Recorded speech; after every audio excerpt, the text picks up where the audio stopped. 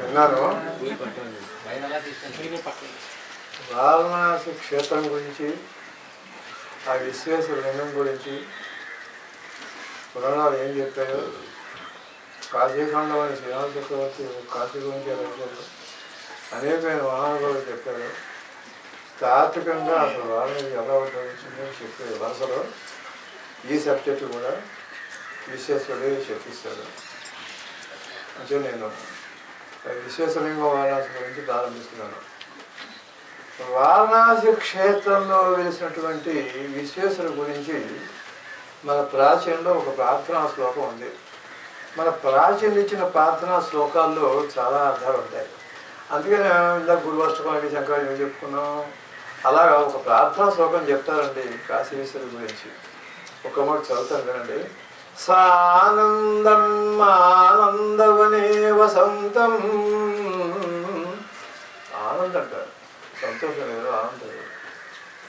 నేను మాట్లాడను.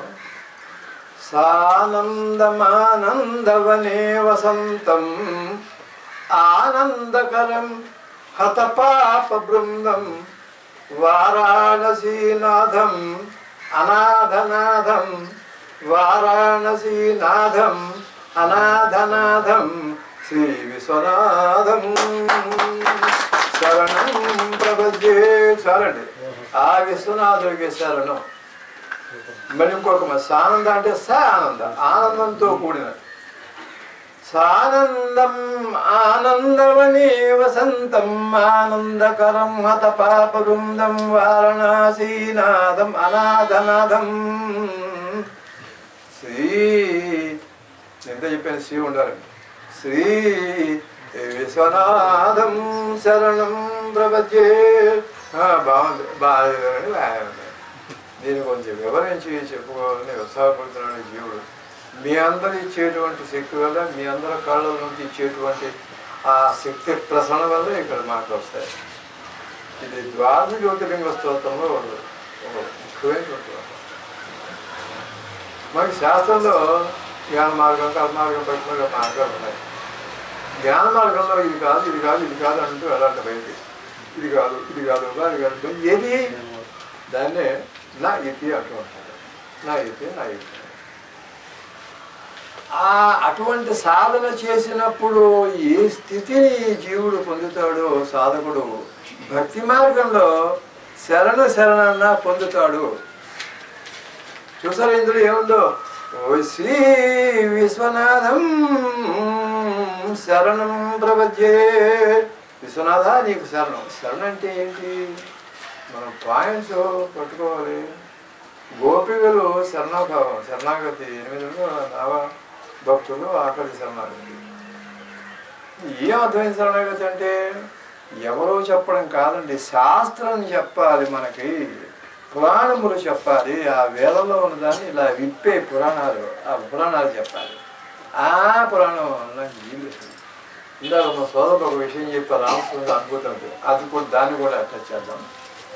కనుక శరణ అంటే ఏమిటంటే 2 ముక్కలు చెప్పుకుందాం.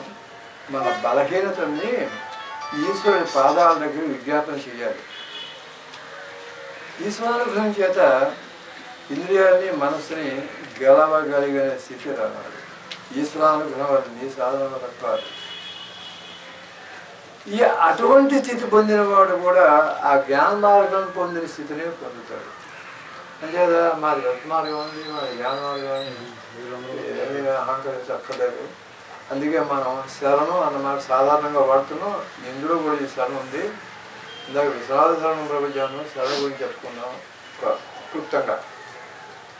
దీనికి శ్రీశైల మల్లికార్జున స్తుతులు ఇవన్నీ ప్రాచీనంలో నూటంలో వచ్చినటువంటి పదజాలం అండి. ప్రాణప్రతిష్ఠ చేయని జాలం. శరణం తరుణేందు శేఖరం మే గిరిరాజ కన్యకుంటుంది. శరణం తరుణేందు శేఖర మే గిరిరాజ కన్యకా శరణం పునరేవత ఉభౌ శరణం నాణ్యతూపైమి దేవతం. మీరిద్దరూ పార్వతీ పరమేశ్వరుడు, మీరిద్దరే నాకు గతి. నాణ్యతూపేతం, నాకు ఎంతకన్నా ధైర్యం లేదు. ఇప్పుడు ఇది శరణ గురించి చెప్పుకుంది. ప్రాచీనమైన శ్లోకం. శరణం తరుణేంద్ర శేఖరం మే గిరిరాజ కన్యకా శివ, నువ్వే నువ్వే తల్లి. శరణ అనేది కేవలం నోటితో చెప్పేది కాదు. నోటితో చెప్పేటప్పుడు ఏం చెప్పాలి? చెప్పాలి. ఇప్పటి వరకు ఏవి మన మాయలో తిప్పాయో, ఏవి మనల్ని ఈ సంసారంలో మునిగిపోయేలో చేసేవో, ఈ సంసారం ఒక భోగం ఉంటారు, కల్లోల సముద్రం ఇంకా కాదు. ఏది మనల్ని సంసారంలో మునిగిపోయేలా చేసిందో వాటన్నిటినీ భగవంతుడి యొక్క పాదాల దగ్గర అంగీకరించాలి. ఏమని అంగీకరించాలి? అందుకని నోటితో చెప్పేది కాదు అని ముందు చదివించాను. ఏమనాలంట, సంస్కృత శ్లోకాలు పెద్ద పెద్ద అన్నీ ఉంటాయి, చాలా ఉంటాయి. విషయం చెప్పుకుందాం. చాలా వారణాసి ఇందాక అన్నారు, చాలా ఆలయాలు చాలా క్షేత్రాలు ఉన్నాయి కదా, అవన్నీ ఉన్నంతలో చెప్పుకుందాం. ఒక్కొక్క చోట ఒక అద్భుతమైనటువంటి ఘట్టం ఉంటుంది, జ్ఞానబోధం ఉంటుంది, అంతర్వాహిని ఉంటుంది, అంతరార్థం ఉంటుంది. అసలు వారణాసి ఆవిర్భావం అంతరార్థం ఏమిటో చెప్పుకుంది. అక్కడ లోపలికి వెళ్ళడం ఏంటి? ఇక్కడికి వస్తే కదా లోపలికి వెళ్దాం, చూద్దాం. ఏమన్నానట జీవుడు, మనందరం ఏమన్నాట? జీవుడు అనకూడదు మనందరం. నేను ఈ ఇంద్రియాల రజలు నేను తట్టుకోలేకపోతున్నాను ప్రభు, ఈ మనసు విజృంభణని నేను గెలవలేకపోతున్నాను, వీటిని గెలిచేటట్లుగా నువ్వే చూడ. జీవుడు ఎంత జాగ్రత్తగా మారమన్నారు ఋషులు. నీవే ఆ శక్తిని నా యందు ప్రవేశపెట్టి నేను వాటిని గెలవగల సమర్థత నాకు కటాక్షించు. విషయం గాల్లో తేలిపోతున్నట్ట విశ్వ రామకృష్ణ కాలంలో ఆ గర్వంలో వెళ్ళి ఏమంటే నేను గాలి తేలిపోతున్నాను, తిరస్కరణ విద్య వచ్చింది, గాల్లో వెళ్ళిపోకుండా ఆ తర్వాత నేను వాళ్ళని చూస్తాను, వాళ్ళని నేను చూడలేదంటే అయ్యో అయ్యో అమ్మ అమ్మ అమ్మ అమ్మ అని తల కొట్టేసుకుని చలికాలంలో వెళ్ళిపోయి ఏడుస్తూ వచ్చేస్తాను. ఏమిటి ఏమిటి ఏమిటి అన్నట్ట మాట్లాడతాను. ఒక అనుభూతి ఇందాక ఆయన చెప్తున్నారు, దృశ్యానికి వచ్చానని అది అనుభూతి దృశ్యం. అది తర్వాత మాట్లాడదాం అనేటప్పుడు ఈయన అమ్మ అమ్మమ్మ అని చెప్పి కళ్ళమండిని కాలుస్తూ ఆ కార్యకార్యంలోకి వెళ్ళిపోయి ఏం చెప్పలేదు. రోజు పోయాక వాడు పోలీస్ స్టేషన్లో ఉన్నట్టండి. ఓ శిష్యుడు వచ్చి ఏమంటే వాడు పోలీస్ స్టేషన్లో ఉన్నట్ట, అమ్మో అమ్మో నాకు ఆనందం అలాగే ఆగింది అలాగే. వీడు ఏం చేశాట, గాల్లో వెళ్ళిపోతూ ఒక స్త్రీ కరెంటు పోసుకుని పురుగు చదార్చుకుంటే వీడు వెళ్ళి ముద్దెట్టుకున్నట్ట. ఆ ముద్దు పెట్టుకోవడం ఇంద్రియులు వెళ్ళడం కూడా ఈ పత్రం వచ్చేస్తుంది. అందుకని శక్తి ఎవరివ్వాలి? ఆయన ఇవాళ అలా అనుకున్నట్టు మనకి శక్తి ఇవ్వాల్సింది ఎవరు? ఆయనే. ఆ శక్తి ఇవ్వాలి. నీ పని నువ్వు చేయడమే. కనుక మన బలహీనతను ఈశ్వరుని ముందు అంగీకరించడమే శరణాగతి. మాకు ఏమీ తెలియదు కృష్ణుడు తప్ప అన్నారు ఉద్ధవుడు వస్తే. శ్రీమూర్తులు కింద పడిపోయి మట్టిని ముద్దెట్టుకుంటున్నారు. కృష్ణ కృష్ణ తప్ప ఏం కనిపించట్లేదు. ఉద్ధవ సంభాషణలో వస్తుంది. ఏం తెలియదు మాకు, అంతా కృష్ణుడే. అది శరణ అంటే. దీనికి కాళహస్తి శతకం,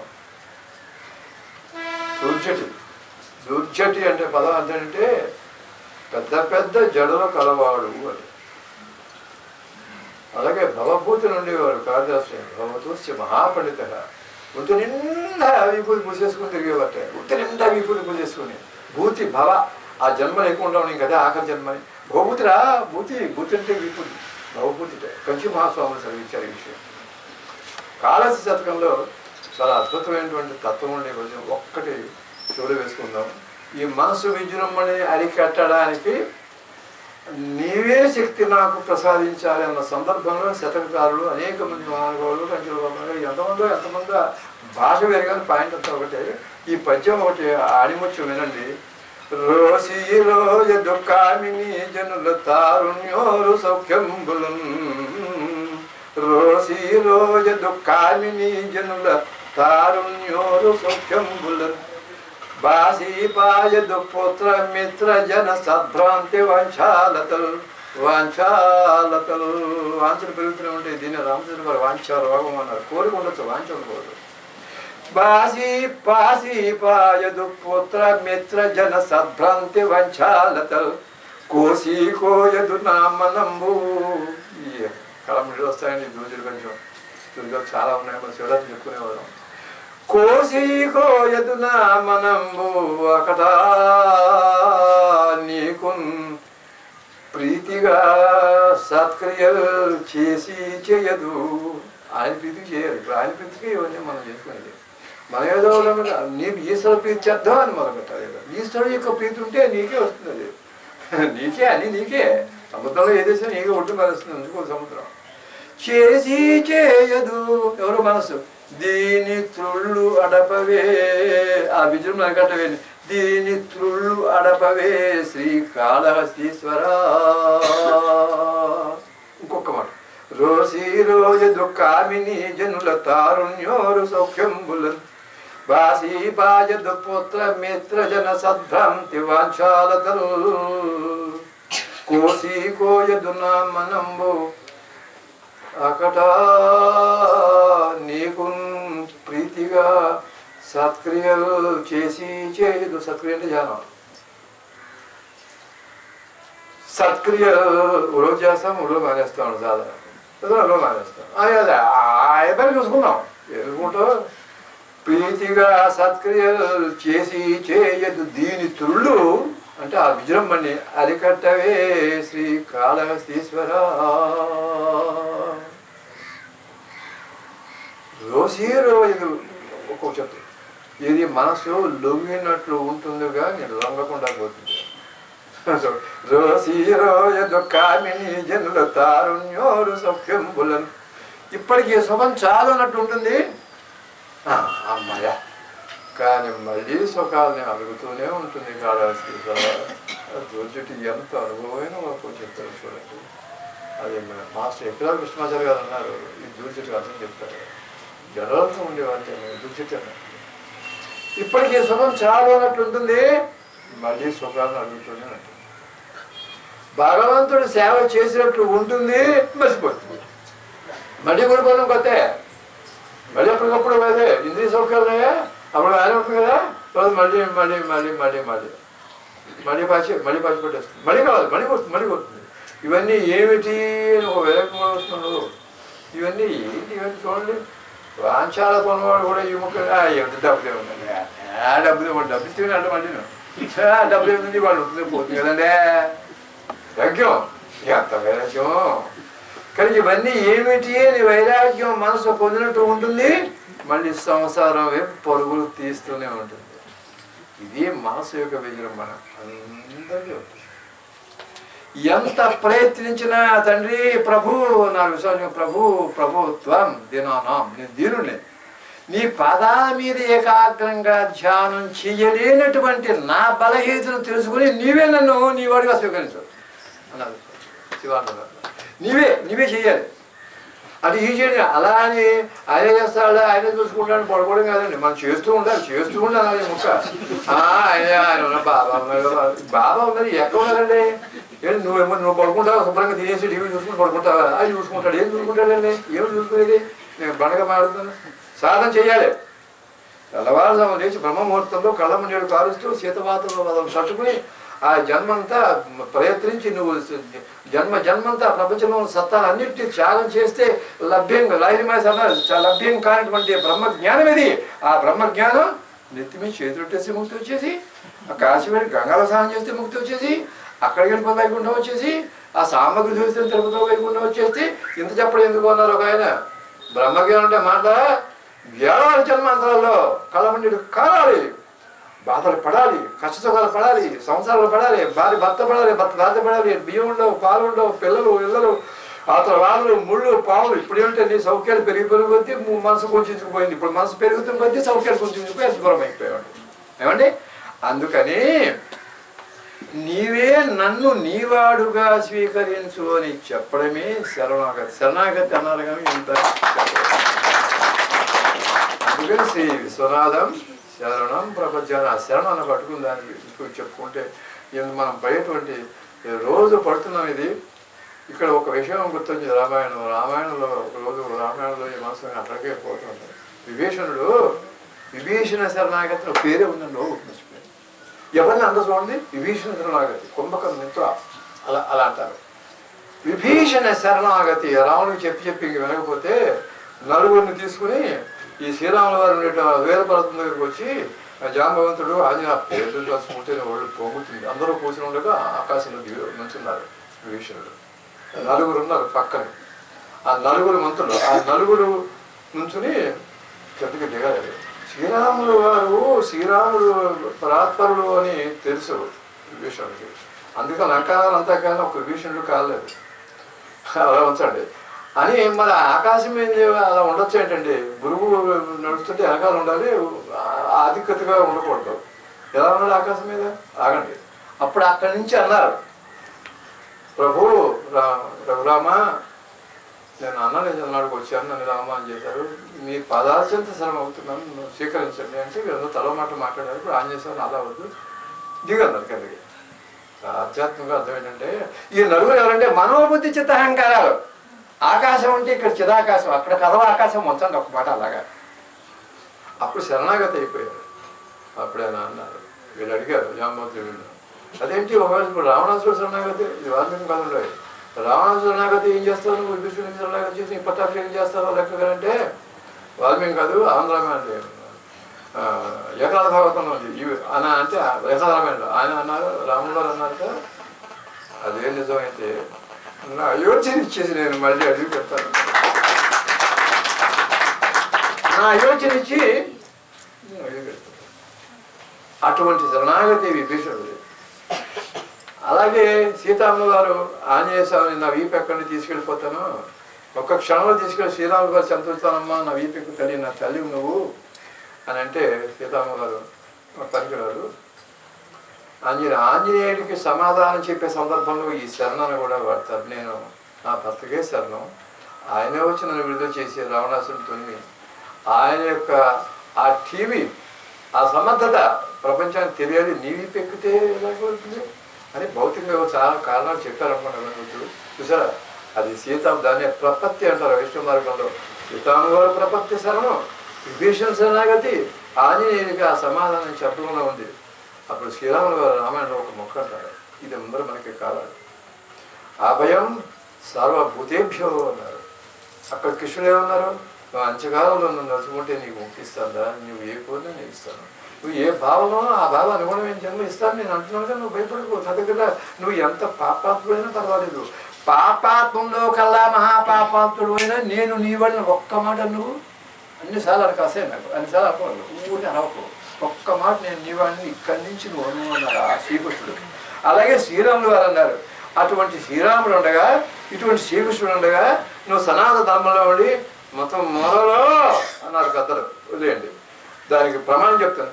సకృదేవ ప్రపన్నాయ తవ అస్మీతి జయాచతే. చూస్తాడు యాచిస్తాడు చూడు, అలా ఒక్క మాట చేపెట్టి యాచించు, నన్ను యాచన చెయ్యి. సకృదేవ ఎప్పుడు ఒక సకృతిగా, సకృదేవ ప్రపన్నాయ తవ అస్మీతి యాచతే. నేను నీ వాడిని, నువ్వు నా వాడు కాదు, నేను నీ వాడిని నువ్వు నా వాడు కాదు, నేను నీ వాడిని అన్నాక నువ్వు నా వాడు అంటే తేడా ఉంది. తడమాడదాం. తవ అస్మీతి యాచతే అభయం సర్వభూతేభ్యో ఏతద్ వ్రతం మమ. నీ గురించి ఏందా, అది నా వ్రతం, అది నా వ్రతం అన్న శ్రీరాములు వారి యొక్క జగద్విఖ్యాతమైనటువంటి మంగళప్రదమైన శ్లోకం కనుక అందుకే ఇందాక మనం శ్రీ విశ్వనాథ శరణం ప్రపద్యే ఇంత చేస్తే మనం ప్రార్థనా శ్లోకం చెప్పుకుని దానిలో ఉంది శరణన్న పదం చెప్పుకోవాలని ముసలి కొద్దిని చెప్పుకున్నాం. తర్వాత ఏంటంటే మన సనాతన ధర్మంలో జన్మించాం. మనం సనాతన ధర్మంలో జన్మించిన ఏ వ్యక్తి అయినా జీవితంలో తప్పకుండా కాశీ వెళ్ళాలని కోరుకుంటాడు.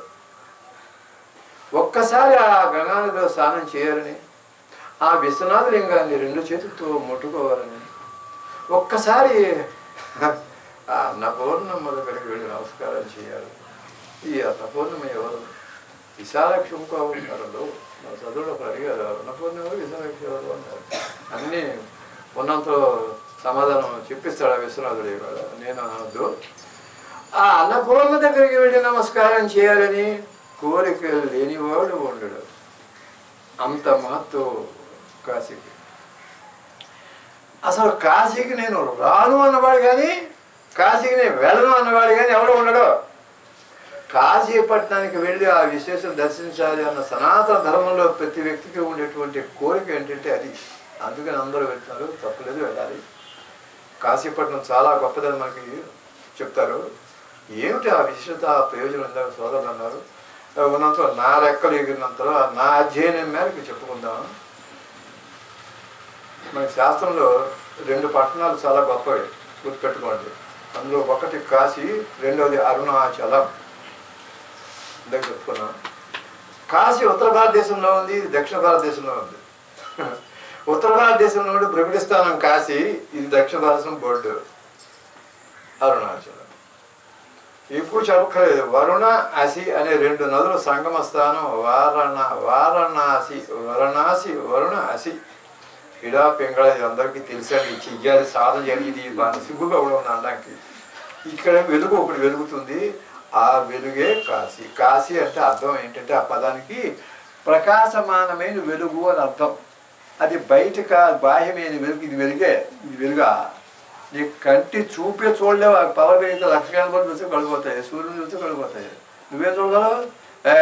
నువ్వు చూడలేవాల్సిన దివ్యం దదామితే చక్షు, నీకు జ్ఞానచక్షు ఇస్తాను చూడు అన్నారు అర్జునుడిని. అది గుర్తుపెట్టుకున్న ఒక మాట, ఆ లోపల ఆ జ్ఞానచక్షువు తెరవాలి. ఆ వెలుగే విశ్వేశ్వరుడు యొక్క వెలుగు, ఆ వెలుగు. అందుకే ఆ వెలుగును ఒకడే భజింతు విశ్వేశ్వరా అన్నారు కదా ఇందాక సరచన గారు. ఈ వెలుగును ఒక్కడే అంటే ఒక్క వెలుగునే, ఇంకా ఇన్ని వెలుగులు ఉండవు, ఒక్కటే వెలుగు ఉంటుంది అక్కడ. జ్యోతి దర్శనం జాతి జ్యోతి అనకుండా. ఇక్కడ చాలా మంది తెలుసు, మా గురువులు ఎవరో, మా శిక్షా గురువులు లక్ష్మణ యోగేంద్ర పాదకంపి అన్న జ్యోతి యో పలకదండి, జ్యోతి. ఈ పట్టణంలో కాశీ ఉత్తరం అంటే మీకు ఎప్పుడు పెట్టుకుని ఈ పై భాగం అంతా కూడా ఉత్తరం, కింద భాగం అంతా దక్షిణం. అందుకే ఉత్తరాయణ దక్షిణం ఎందుకు చెప్పుకున్నాం. అది నిజంగా తెలిసిన వాడికి ఉత్తరంలో దక్షిణ శ్రీకృష్ణ పరమాత్మ చెప్పారు భగవద్గీతలో అని చెప్పి. కనుక ఈ పట్టణాల్లో ప్రవేశించడమే ఒక గొప్ప. కాశీ వెళదామని సంకల్పం చేసిన వెళ్ళలేని వారు ఎందరో ఉన్నారు. ఒకరి పేరు ఉంది, వద్దు, ఆయన కించపరిచిన లక్ష్యం కాదు, ఆయన లేరు ఇప్పుడు మనలో. అలాగే అరుణాచలం వెళదామని బయలుదేరి వెళ్ళలేక తిరిగి వచ్చిన వాళ్ళు కూడా చాలామంది ఉంటారు. ఈ 2 పట్టణాల్లోకి వెళ్ళాలంటే ఈశ్వరానుగ్రహం మాత్రమే ఉన్నవాడు మాత్రమే ప్రవేశించగలరు. ప్రవేశించకపోతుందా అన్నారంటే ఆ ముందు ఒక మెట్టు, వెంకటేశ్వర మెట్టు ఎక్కాలి, ముందు మొదటి మెట్టు ఎక్కాలి కదా. మొదటి మెట్టు ఎక్కి పై మెట్టు ఎక్కి మరుపుని తిడతాడే. మొదటి మెట్టు ఎక్క 2 మెట్లు అలా ఎక్కుతూ ఉంటావు. ఎక్కి కిందకు చూస్తే ఎంత ప్రయాణమో తెలుస్తూ ఉంటుంది. నువ్వు ముందుకు వెళ్ళాలి. అక్కడ ఆగిపోయి కొబ్బరికాయలు కొట్టేసి, కుంకుమ చేసి, కొబ్బరి పండుగలు తాగేసి అవి చెప్పుకుని సినిమా కవులు చెప్పుకుని లాజిక్ కవులు చెప్పుకుంటే ఎక్కడికి వెళ్దాం నువ్వు వదిలేండి. ఈ 2 పట్టణాల్లోకి ఈశ్వరానుగ్రహం మాత్రం ఉంటేనే ప్రవేశించగలం. ఇక్కడ ఈశ్వరానుగ్రహం ఉంటే ఇక్కడ మణిగంఠం, ఇది మణి. అది ఇక్కడ అంతరార్థం కావాలి. ఇది బాగానే ఉంది పైకి. దాని పురాణ భాషలో మన బామ్మగారు మన అమ్మమ్మ పక్కన కూర్చోబెట్టి నిద్రపోతుంటే వెళ్ళాలా చూపెట్టి అనగనగా రాజుగారు వేటకి వెళ్తే 7 చేపలు దొరికాయి. ఆ 7 చేపలు ఎండబెడితే ఒక చేప ఎండేది. ఏమేమి చేప ఎందుకు ఎండేది చదువుకున్నాం. ఇది ఏం కదండి, అప్పటికి బాగుంది. అది తర్వాత ఈ అంటే ఏంటి, ఈ వేటగాడడం ఏంటి, 7 చేపలు ఏంటి, ఒక చేప ఎండకపోవడం ఏంటి, నా ప్రాక్టీస్ వచ్చాక అంతరార్థం నేను పెట్టుకున్నాను. దీనికి అందరూ చెప్పేవాడు. వేటగాడు చీమచ్చి మనం ఎందుకుంటే నువ్వు ఎందుకు మేనేది, ఆ మేత వాడాలి, నువ్వు ఎందుకు ప్రశ్న పరంపర అంతా ఆత్మ అంతరార్థమే ఉదయండి. అలాగా మనకి పురాణ భాష ఉంది. ఇతిహాస పురాణాభ్యాం వేదం సముపబ్రహ్మయే. ఆ వేదంలో ఉండేది గుహ్యమైంది కొబ్బరి పీచులాగా నారికేళ పాకం కనుక దాన్ని అలా పురాణం విప్పి చెప్పింది. పురాణం చెప్పుకోవాలి అనకూడదు, అలా నాలుగు పారేసుకోకూడదు. ఆ పురాణంలో ఏం చెప్పిందో తీసుకుని దానిలో ఉన్నటువంటి లోపలికి వెళ్ళి అంతరార్థం కొబ్బరి పీచు కొబ్బరి బొండాన్ని తీసి పెట్టి అది ఇది ఎంత కష్టపడి వెగదీసి అది కొట్టాక మళ్ళీ వదిలేసి పెద్ద తీసి లోపలికి వెళ్ళి నవిలి నరికేళ పాకం. అది అంత ఈజీగా అయిపోతుందా? సరే, కాశ్యాంతమణాన్ని ముక్తి సోదరు చదివించారు, అక్కడ వచ్చిన ఇంకా ఏదో వస్తాయి. కానీ ఇక్కడ అంతరార్థం ఏంటంటే బ్రహ్మాండంలో నిర్గుణ పరబ్రహ్మం సగుణమైన మొట్టమొదటి ప్రవేశం వారణాసి. వారణాసి ప్రత్యేకత ఏంటంటే నిర్గుణ పరబ్రహ్మం సగుణమైనటువంటి మొట్టమొదటి యొక్క ప్రదేశం ఏదైతే ఉందో ఆ ప్రదేశమే వారణాసి. ఇది వారణాసి యొక్క ముఖ్యమైనటువంటి విశిష్టత ఏమిటంటే మిగిలినవేమి కావు. నిర్గుణ పరబ్రహ్మం సగుణ బ్రహ్మమై నీకు ఎదురుగుండా నీ కంటితో చూడడానికి వీలుగా ఉండేటువంటి ఆ రూపం ప్రత్యక్షమైనటువంటి స్వయంభూలింగం వారణాసి. బాగానే ఉందండి. అందుకని కాశీనగర్కి అంత ప్రఖ్యాతి వచ్చింది. ఎంత మాత్రం ఏమర్థమైనట్టు మనకి ఇక్కడ అసలు ఇవాళ మనం అందరం కలిసిన కారణమే ఇది. నన్ను అంతార్థం చెప్పమని ఈశ్వరుని యోగం మీ అందరి కోరిక. కొంచెం తత్వ విచారణ చేయాలి, కొంచెం జాగ్రత్తగా ఏకాగ్రతగా. ఇప్పటిదాకా వెళ్ళలేదని కాదు, తత్వం కొంచెం జాగ్రత్తగా విచారణ చేయాలి. కొబ్బరిమండం పీల్చేది అంత కష్టం. అదే ఏ ఉసుగా ఏర్పడింది ఒకటి ఎదుర్కొంటాం. నిర్గుణ పరబ్రహ్మం సగుణం అని ఏదో పెద్ద మాటలు వాడేసుకున్నాం అంటున్నాను. ఆ నిర్గుణ పరబ్రహ్మం అంటే ఏమిటి? పెద్ద పెద్ద శ్లోకాలు తత్వాలు మీకు అర్థం కానీ మీరే కష్టాలే నేనేమి చెప్పలేను, నా వల్ల కాదు. పాండిత్య ప్రకర్షకు స్థావులేదు ఇందులో. సులువుగా చెప్పుకుంటాను. కంటి చేత చూడబడింది తెలియబడింది నిర్గుణ పరబ్రహ్మం. నువ్వు కన్నుతో చూడలేవు, నీకు తెలియబడదు. అగ్రాహ్య నామం విశ్వాస నామం. నువ్వు కంటితో చూడలేవు. ఉపమానం చెప్పుకుంది ఉపమయం అర్థం కాదండి. అలలు లేనటువంటి సరోవరం ఉంటుంది, సరోవరం నాకు అల్ల ఉండదు తప్ప. అలలు లేని సరోవరం ఎలా ఉంటుందో అలాగే భగవంతుడు అన్నాం. ఆ పరమేశ్వరుడు తనలో తాను రమిస్తున్న పరబ్రహ్మ ఏ కదలిక లేని స్థితి పేరు నిర్గుణం. నిర్గుణ పరబ్రహ్మ అంతవరకు చాలు. గుణం లేనిది. ఇంకా చాలా దీనికి కొన్ని వందల పుస్తకాలు ఉన్నాయి. దాని సారాంశం చెప్పుకుంటున్నాం, అంతకన్నా ఇప్పుడు ప్రస్తుతం కాదు. నిర్గుణ పరబ్రహ్మ అంటే అలలు లేనటువంటి సరోవరం. అలలు ఎందుకు వచ్చాయి? గాలి వేస్తే వచ్చాయి. గాలి లేకపోతే దీపం కాదు. అలాగే ఈ ప్రాణాయామం చేసి నిశ్చయం అయిపోతే అప్పుడు మనసు కలగకుండా నిలుస్తుంది. ఇప్పుడు అటువంటి నిర్గుణమైనటువంటి పరమాత్మ ఒకానొక సమయంలో తాను కొన్ని లక్షల కోట్ల రూపాయలు అయిపోవాలని సంకల్పించారట. దాన్ని ఆకారంతో కూడుకున్నది. నీరుంది, నీటికి ఆకారం లేదు. ఒక దాంట్లో పోసి శీతలం చేర్చావు, చలి పెట్టావు, ఐస్ పెట్టేసావు, ఐసుగడ్డ. ఐసుగడ్డ అయ్యేటప్పటికీ దానికి ఒక రంగు, పొడుగు, గడలకు మందం ఉంది, నీటికి లేదు. దీన్ని మళ్ళీ ఆవిరి చేసేసావు నీటిని. ఆవిరి గాలిలోకి పోయింది. అంటే ఏమిటన్నమాట? నీరు, మంచుగడ్డ, వాయువు ఇన్ని రూపాయలు దాచింది ఆ బ్రహ్మస్వరూపమే. ఆ నీరే. అంచేది మన అందరం మంచుగడ్డ. అందుకని నీరైపోయింది కదా. ఇక్కడ జ్యోతిదర్శనం అయిపోయిన తర్వాత మొత్తం అన్నీ కూడా పరబ్రహ్మస్వరూపం నీరు అయిపోతుంది. నీటి వలె, నీరుగా కాదు, నీటి వలె సర్వవ్యాపకత్వం. అందుకని ఆ దేవగారికి అతను నీరు చుక్క వేయడం కారణం అది. అదే అంటే అది అంటే అటువంటి నిర్గుణమైనటువంటి పరమాత్మ ఒకానొక సమయంలో సాకారుడు అయ్యాడు. నిర్గుణం సాకారుడు అవడం అంటే ఏంటి? నేనే ప్రశ్న వేసుకుంటామని చెప్పు. నిర్గుణం సాకారుడు ఏమంటే పదాలే బాగానే ఉంటాయి, వింటున్నాం. ఇది జాగ్రత్తగా తెలుసుకుంటే తప్ప వారణాసి యొక్క గొప్పదనం అర్థం కాదు. అందుకని నేను తెలుసుకుంటున్నాను. దీన్ని జాగ్రత్తగా అర్థం చేసుకుంటే కానీ ఏవో వారణాసి చాలా క్షేత్రాలు ఏదో గడపదాలేముంది, కాలపేదాలేముంది, విశాఖాలేముంది, అన్నపూర్ణాలేముంది, ఇంకా ఉన్నాయి. ఆ ఘాటు ఈ ఘాటు ఈ ఘాటు ఈ ఘాటు ఎన్నైనా ఉన్నాయి. అవన్నీ 1, 2, 3 మన కాలభావాన్ని బట్టి చెప్పుకుందాం. నిర్గుణమైనటువంటి పరమాత్మకి తను అనేకం కావాలని ఒక కోరిక పుట్టిందిట.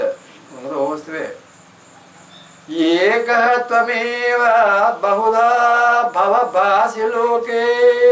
లోకానికి అనేకంగా ఉండాలని భాసిలోకి విశంకధీ వృషభకేతన మలినాథ శ్రీ భ్రామణి ప్రియ సుఖాశ్రయ లోకనాథ.